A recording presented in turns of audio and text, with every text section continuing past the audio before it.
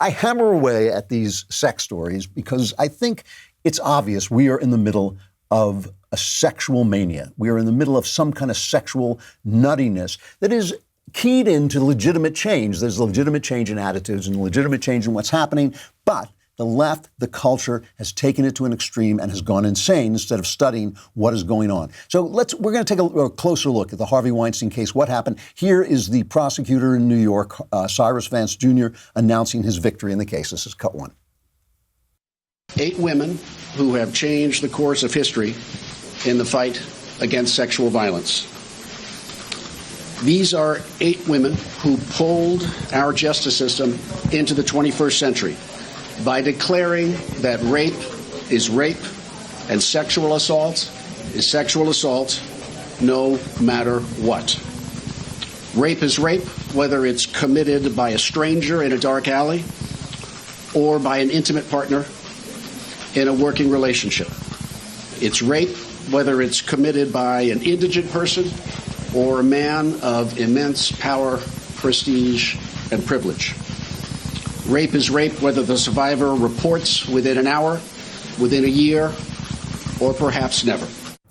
So I wanted to play that because there he is kind of virtue signaling. But this is the same guy 5 years ago in 2015, a model named Ambra Gutierrez, an Italian model, went to a reception at Radio City Music Hall.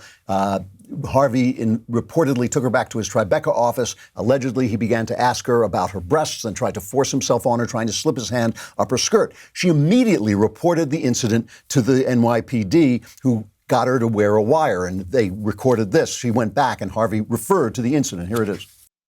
Yesterday, you touched my breast. Oh, please, I'm sorry. Just come on. I'm used to that. Come on. Are you used to that? Yes, come in. No, but I'm not used to that. I won't do it again. Come on.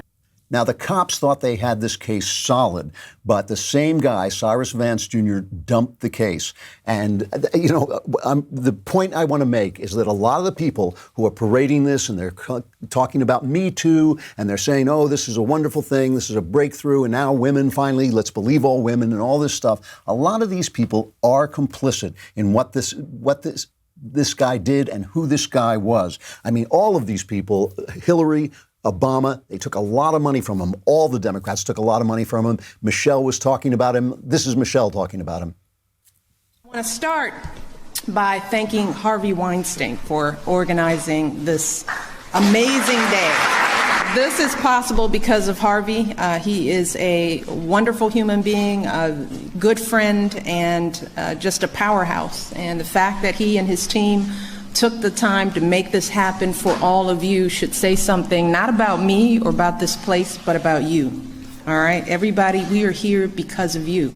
Yeah, it tells us a lot about her. You know, Malia Obama, her daughter, at 19, was doing an internship in 2017 with Harvey Weinstein. Everybody knew. And it's not just the fact that everybody knows, it's more than that. It is the fact that this entire mania that's going through our system, that's going through our culture and going through our civilization, comes from the same people who supported Harvey, who took money from Harvey, and who protected Harvey all this time. So all the people who are lecturing you, all the people who are standing up at the Oscars and telling you you're a science denier, all the people who are telling you you're bad because you voted for Donald Trump, all of them, every one of them is also selling you the culture that created Harvey and made Harvey what it is. And we're going to take a look at that in just a second.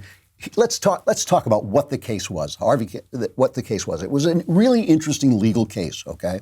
Because he was charged with doing something to 2 different women. And their testimony was problematical, right? There were these 2 women who said that he forced himself on them in various different ways, but both of them had continued to have relationships with him. So they said that he did these things and they're very terrible things that he did to them. But then they also said that, they continued to have relationships.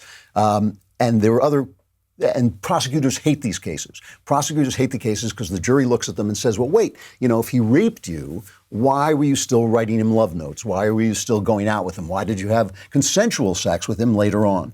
There was also this other element of the case where they have a new law where you can charge a guy with being a predator by bringing up an old case, right, that is past the statute of limitations. So this was the famous actress Annabella Sciorra. I'm not sure how you pronounce her last name, but she claimed that she was forcibly raped by Harvey Weinstein 27 years ago. Now this is dangerous stuff, right? Because just because you did something 27 years ago doesn't mean you did something now, and it can prejudice the jury against you. But what the law says is if you can prove that you did something bad within the statute of limitations, if you can prove that, then you can use the case that's too far back in time to prove a pattern of predatory behavior. That is the thing. And that carries a life sentence. And the jury said, no, we don't, it's just, I don't know what they thought. They just thought this has not been proved. There were other people who told other stories that conflicted with Annabelle's story. Maybe it was just the time difference. I don't know what it was. But the jury said, no, we don't convict you of that. They convicted him on 2 counts that could add up to, I think it's 20 to 25 years in prison. So he's 67. He's going away, and there's another case that's coming up in L.A. that's the same kind of case. So this is something that in terms of the justice being done to this guy, justice has been done to this guy. But I was talking about this during the trial. As a juror, I would have been disturbed by the fact that these women say this guy did this terrible thing. And remember, he's a powerful guy who had the power. One of the arguments he would make to women is he could help their career. He destroyed people who refused him. He called around and said, don't work with this woman. She's trouble. She creates a lot of trouble. And people didn't know. They didn't know he was lying. They just thought, oh, she's a problem actress. What do I need to bring that into my gazillion-dollar production? I'm not going to do it. And women lost jobs because of him. He had a lot of power. So you're on the jury, right? And they come in and this woman says, well, he forced himself on me, but I was still writing him little love notes saying, Harvey, you're so good to me and I love you.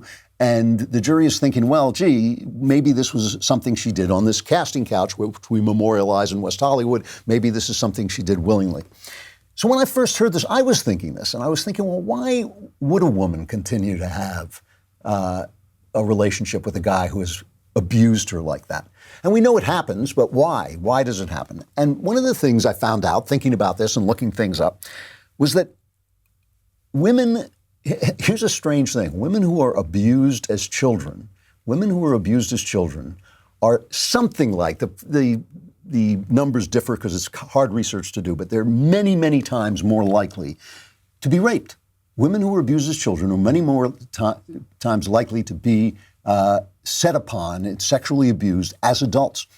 And I thought, well, why should that be true? Just because you were abused as a child, why does that mean that you're going to walk down a dark alley and get attacked? But of course, most women who get attacked aren't walking down a dark alley by a very, very large margin. 80 to 90% of women who are attacked by people they know. So obviously, if you were abused as a child, it throws off your system of relationship. It throws off the way you relate to people. It makes you somebody who is more likely to repeat the trauma of your past. So it's one of the things that trauma does to you. It causes you to repeat bad behaviors. So if you were abused as a child, you are more likely to be abused as an adult. So actresses are famously crazy. Not all of them, but as a generalization, everybody knows that if you're dating an actress, you're dating a crazy woman. Women who want to go on screen and take their clothes off, women who want to go on screen and parade themselves, a lot of times these are people who are damaged.